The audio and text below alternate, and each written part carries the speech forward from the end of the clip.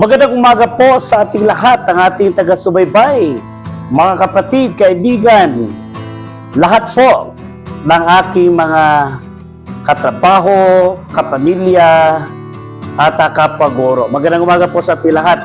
Naway nadama po natin ang pagmamahal ng ating poong may kapal at ang ating mga puso ngayon ay puno-puno ng kagalakan. Nabalot po tayo ng inspirasyon at pagmamahal po. At naway na ipadama po natin ang pagmamahal na ito dahil nag-upisa po lahat doon sa ng ating Diyos. Ika nga, ang Diyos ay ang pag-ibig. Dito po sa ating sinidaralan, ako po ay tagapayo dito, Kalimang Baitang, ipinapadama, itinuro po natin yung mga wasto pag-uugali, no? Kagandahang asal. At ngayon po sa mundo ng ating kasalukuyan, isa po ito sa talaga matatawag nating pinaka-importante na aspeto na papahalagahan po natin. Kaya nga po ang ating mga mag-aaral ay araw-araw po sila pumapasok. Inano talaga sa kanila na yung kahalagahan ng edukasyon kasi ito po ang magdadala sa kanila mga pangarap. Na mahubog po ang kanilang makakayahan sa pag-intindi sa lahat po ng mga asignatura na kung saan po sila ay mag-i-engage. So, ang pagmamahal na ito ay ginagawa natin para po lahat po sila ay magkaroon ng disiplina sa sarili. Iba po kapag ang tao ay nahubog ang kanyang kakayahan at namulat po doon sa mga aralin patungkol po sa kagandahang asal. Ang mga bata po ito, paglalaki po sila ay may didemonstrate po nila kung ano talaga yung disiplina. Disiplina sa panahon, disiplina po doon sa kanilang mga trabaho. So sila po ay magiging responsable makabataan dahil na po sa kanilang kaalaman na kanila pong natutunan doon po sa silid-aralan.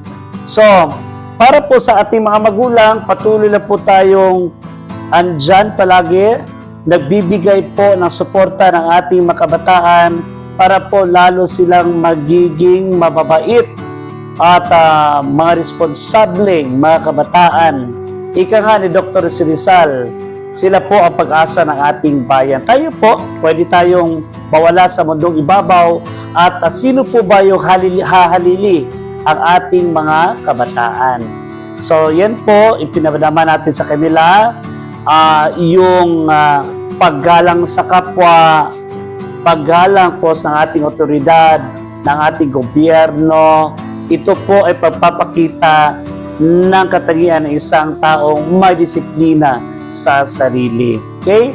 Sa buwan po ito ay pinagdiriwang natin ang buwan ng wika.